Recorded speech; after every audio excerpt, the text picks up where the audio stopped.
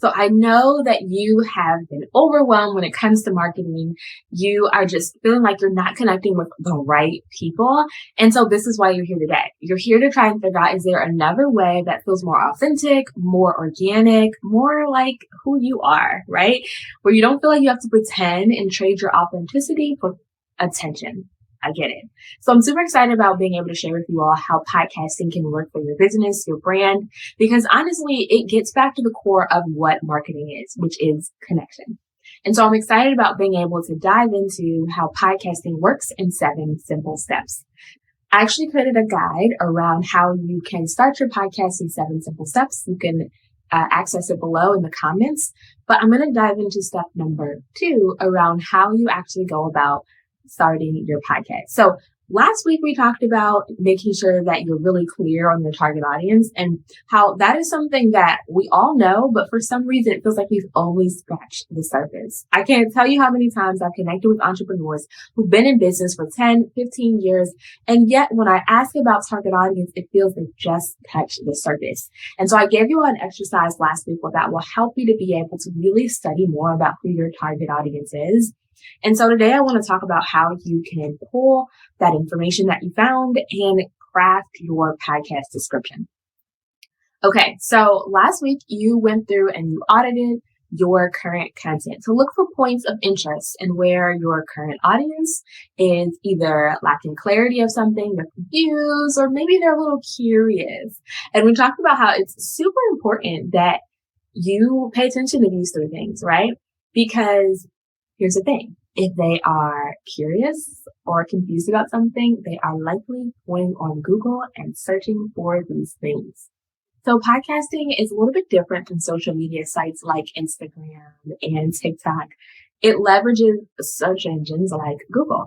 And so what's amazing about that is if folks are curious about something or confused, guess what? They are going to Google and they are searching for solutions to their problems. They're searching the answers to their questions.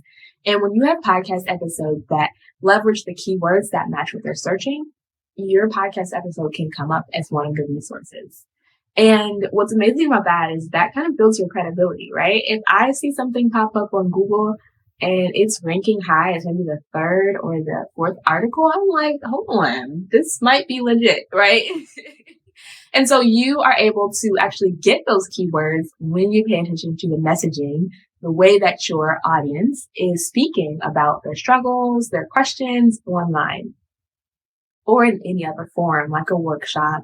So this is why it's important that you actually go back and revisit your previous existing content, is because when you see how your audience is describing their struggle, describing what they are currently going through, their current season of life, you're able to leverage that messaging to help you to rank high in your podcast.